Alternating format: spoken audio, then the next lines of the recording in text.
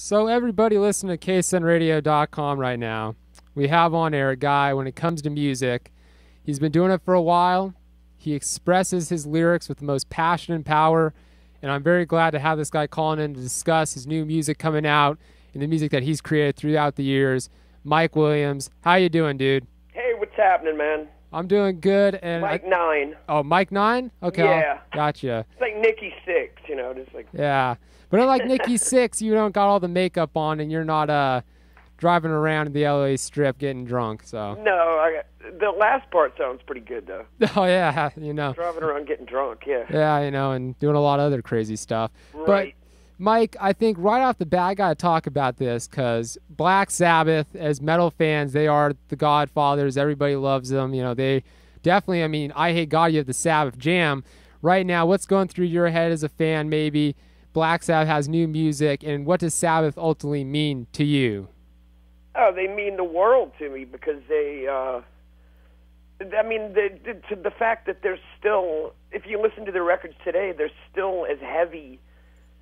Just imagine if you were back in the 60s, the late 60s, and you heard that stuff, Oh, the first album, definitely. It would just, blow your mind, and now that stuff is still heavier than 90% of the stuff out there, Yeah, and the new... So, yeah, I haven't heard their new stuff yet. I've heard Heaven and Hell, but that was a long time ago, so I haven't heard the new stuff with Ozzy. So this stuff with Bill Ward kind of pissed me off, so I don't know how I feel about that. I have the same feeling right here. It's tough because when you hear the Black Sabbath moniker, you wish Bill Ward was there, that original band getting back together and playing those songs, but who knows? They're keeping it going. Tony Iommi, I've heard he's come up with, he's the riff master, so he's coming up with great riffs that we can all enjoy. Is there anything released yet? Or is there any music? They released a single yesterday called God is Dead. Oh, really? Yeah, they got a new single out, but it's one of those things where they released it once and everybody tried recording it, so you're not going to get it. If you go on YouTube, you're going to get kind of a not well recorded listen of it. They streamed it for like a few minutes or something, or an hour or something, right? They streamed it, so you're getting that kind of stream, not really crisp. But June 11th, it's coming out. Now let's speak of new music that's come out, The Guilt of, Isolation Room. Holy crap, man, that's awesome. It came out, I believe, last week? No, that's not even out yet. Isolation Oh, really? Room, no, it's not out yet.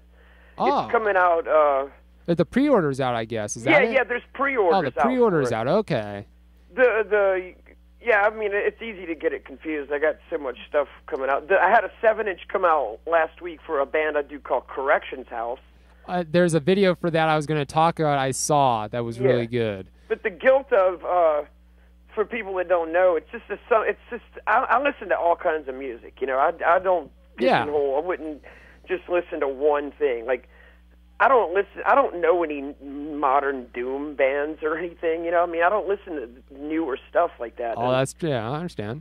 The Guilt of is just like an outlet for me to do like the old, like, it's not really noise. It's more like old school industrial before industrial got screwed by wax tracks and became like dance music. Oh, yeah, definitely. So it's more like the old industrial, like Throbbing Gristle. This band SPK that I love a lot, Nurse with Wound, like weird bands like that. Experimental was more kind of, it was like post-punk stuff, but it was electronic and really dark and sick. But this new album, the Isolation Room LP, that's coming out, it's a label called Last Hurrah from here in New Orleans, actually. It's got even some like black metal influences on it. It's got more real punk rock influence to it, but it's still got electronics and noise and it's dark stuff, man. So I'm looking forward to that coming out. Yeah, once you say black metal, you already piqued my interest. I'm a huge fan of the early Bathory, Emperor too when they first came out. Those guys were awesome.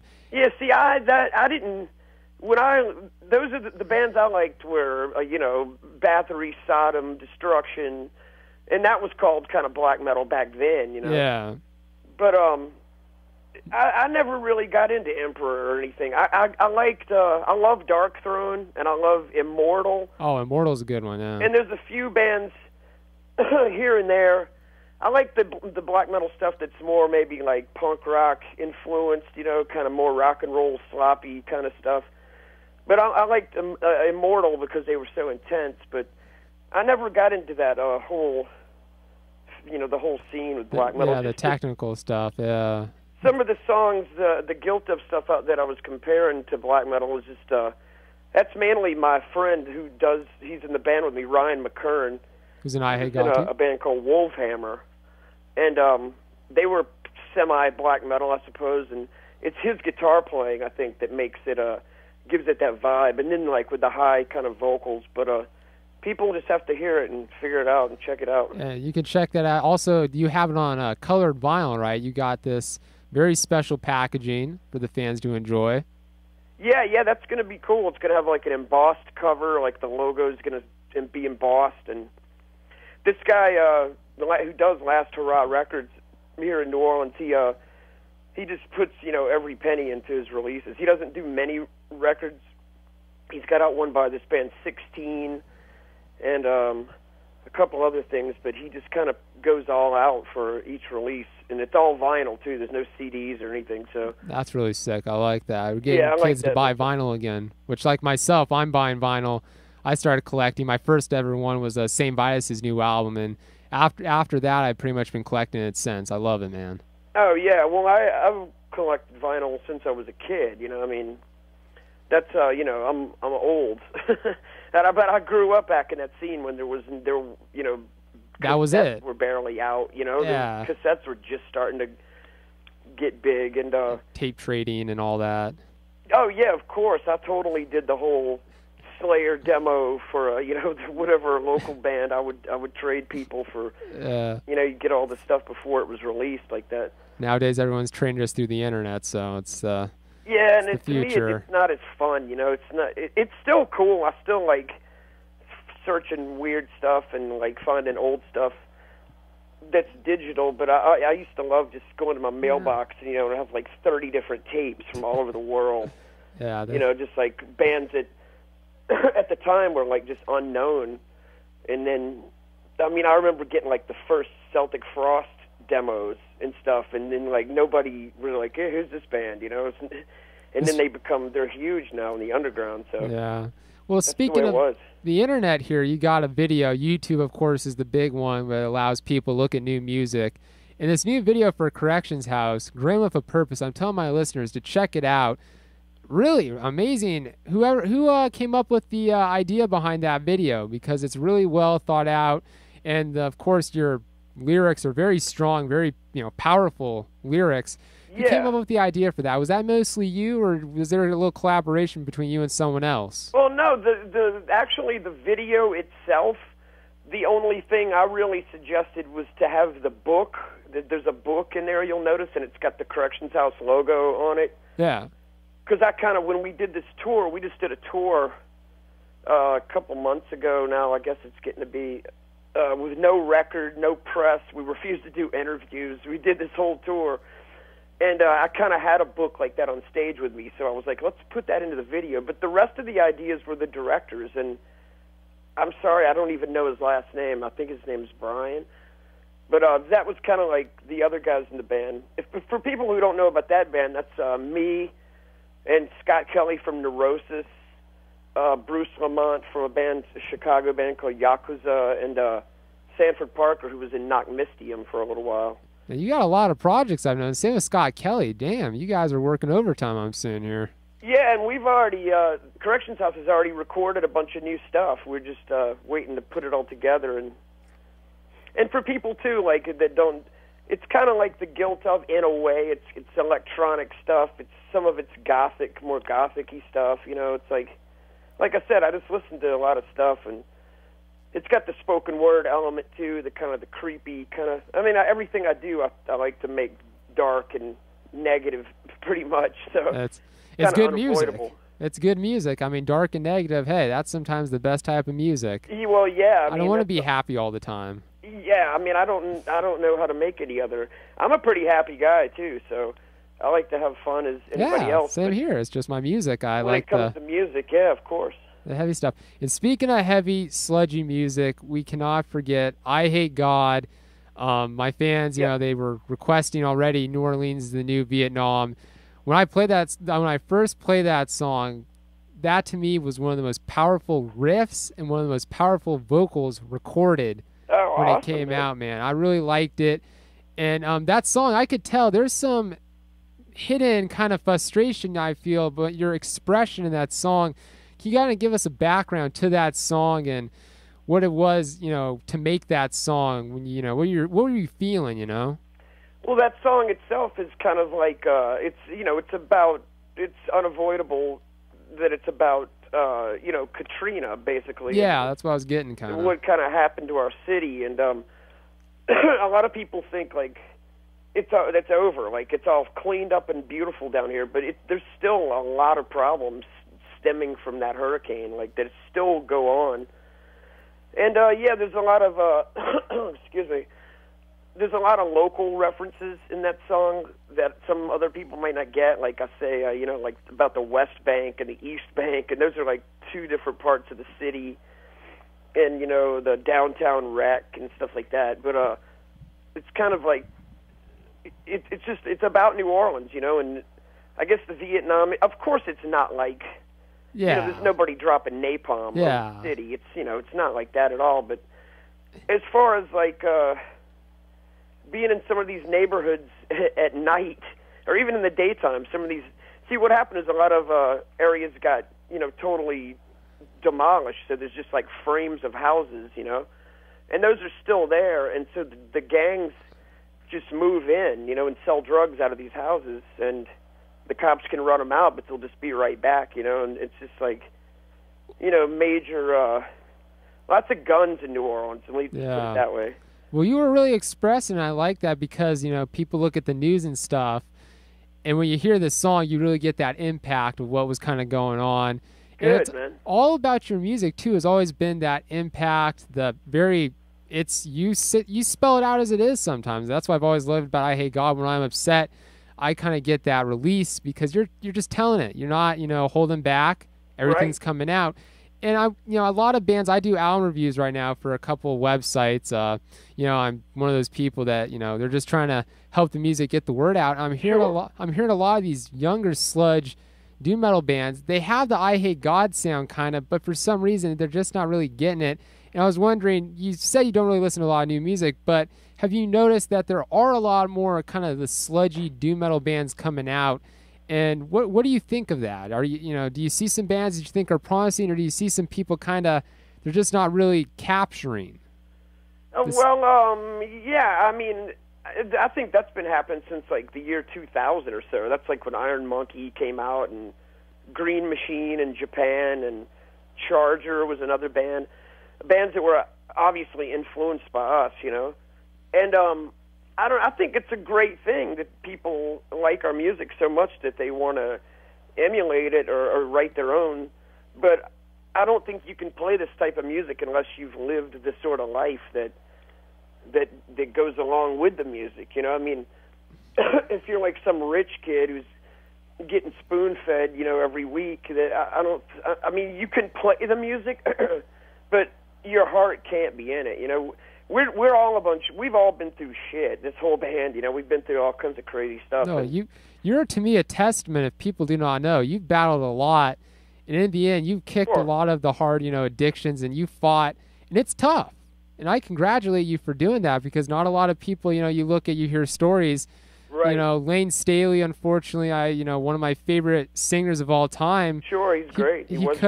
Unfortunately, he couldn't, you know, battle it. Yeah, I mean, it's hard, you know, but I think going back to what you were saying about the new bands, and I'm not telling, that's something too, that I don't want fucking these kids to go like out there and go, oh, well, I got to get on drugs if I want to sound like Eyehategod or something. That's stupid, you know, or I got to go shoplift and get arrested or something, you know. That's stupid stuff. The things that happened to us were just life, you know, it's just things that happen. But you have to be passionate about the music and the way it comes out, you know, I think. Well, I always bring up, Lemmy once said, you know, he never promotes his lifestyle. Yeah, he's lived a life, but he doesn't want kids. Again, don't go out and do it. Listen to the music and be a fan at best. Yeah, exactly, you know. I mean, Yeah, I mean, he's a walking billboard for that, you know. I mean, very wise man. Oh, of course, man. You know, I've met him a couple times, and I just didn't have, you know, so many people around. I just wanted to sit down and talk to him, you know, like, 'cause, I mean, that's one of my favorite bands too, Motorhead. You know, they're just for, you know, everything they've done, their whole catalog. But now, yeah, he's like a billboard for that. That, I mean, you see the guy chain smoking and drinking, and but he's not saying that has to be. That's not rock and roll. You know, he's just saying that's of course, what he is. You know, so I agree with that statement that he makes. Now, I want to bring up here, if Eyehategod, I was looking at old posters. I'm a young fan, so sometimes I get, I look at these old posters and I say, damn, I wish I could have seen you. You guys played, and this show I want to announce to my fans, this is, one of the shows that you guys did, White Zombie and Pantera. That was a whole tour. We did an entire, that was a 2-month tour. That was and exactly, and for some reason, but I looked at, the other posters, and for some reason, White Zombie got this giant, their logo, and here you guys are on this like small corner, but there's this one poster that looked really cool. That experience though, to play with those, those bands together, Eyehategod, White Zombie, and then Pantera. Yeah, that was crazy, man. Some stories, gosh. Oh yeah, there's so many stories from that tour. I mean, that could be a book within itself, just that tour. I mean, that was just so much stuff happened on that tour, good and bad. It was like, living in a van for 2 months, and we're barely getting paid anything. Not anything against them, but we're a small band at the time. We were totally lucky to have gotten on that. And that was because Phil wanted us on the tour. He's an old friend of ours. And Shauna from White Zombie is a friend of ours. She wanted us on the bill. And I think some of the other people were kind of like, because I know Rob Zombie wanted Power Man 5000 on the bill. And his brother's band. Yeah, his brother's band. And we kind of like overrode that with Phil, I guess.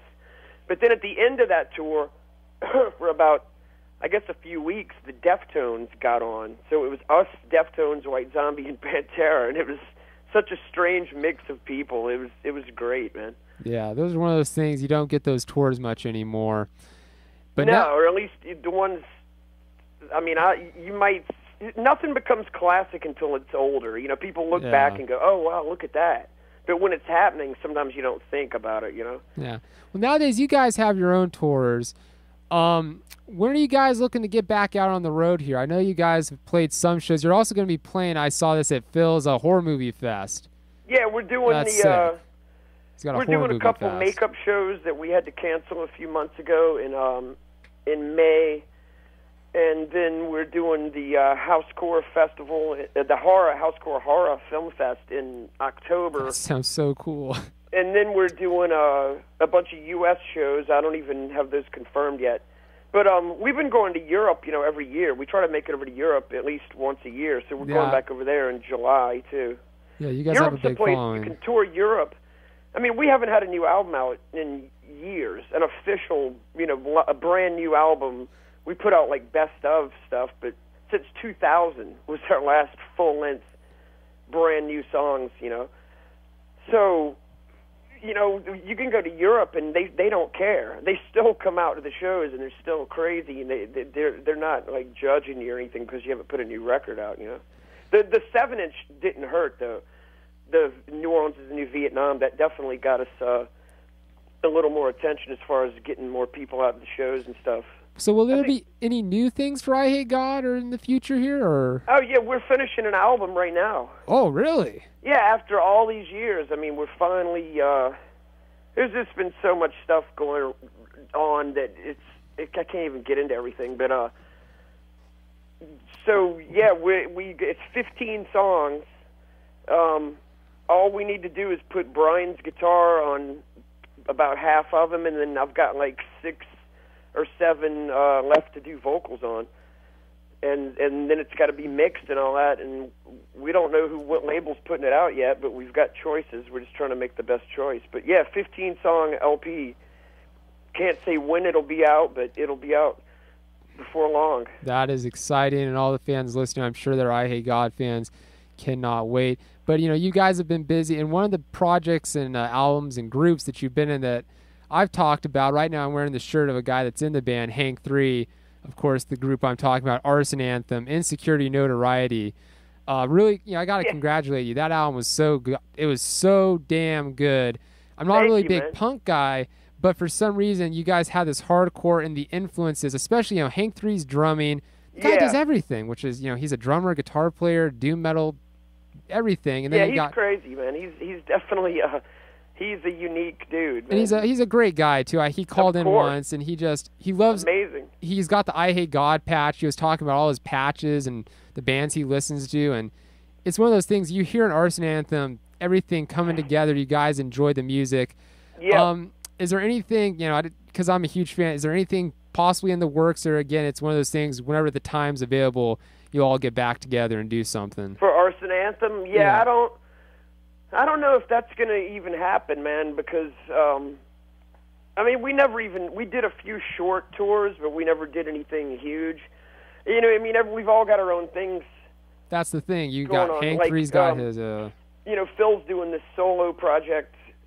Phil and Anselmo and the Illegals. Yep. Yeah. I saw that. He's been busy with that, and we were trying to get this Eyehategod record finished and go back on tour. I've been doing Corrections House, Guilt of. Hank's doing his 4-hour set. And yeah. But it would be fun if that happens. Maybe someday, maybe some kind of one-off reunion thing or something.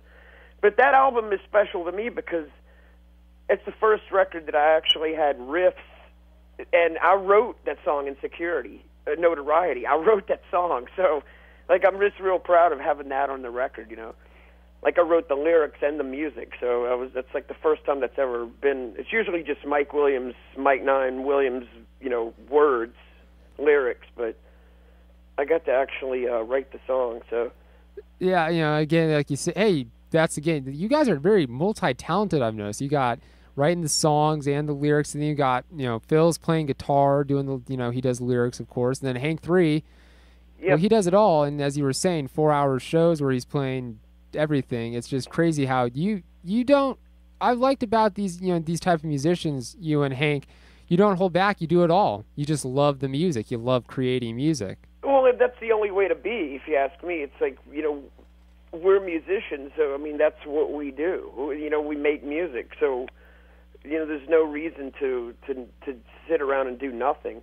If I'm in between touring or in between doing some sort of album art or something or whatever, recording or anything, I'm always, just still trying to get the music together and then planning for the next move, or the next project or whatever, Oh, I know here, and I'm sure the fans know, and I like to quickly, again, I said this before, thank you for calling in, man, keeping no your word. It was great to talk with you and promote some of this music, which I can't wait to hear the new music and listen to the music that we still have. I'm going to play here for everybody Insecurity Notoriety off that album, the title track, which, as you said, it's a great damn album. Everybody go out and buy it. Yeah. Mike 9, man, thanks for calling in, and again, I can't hope to see you on tour sometime, buddy.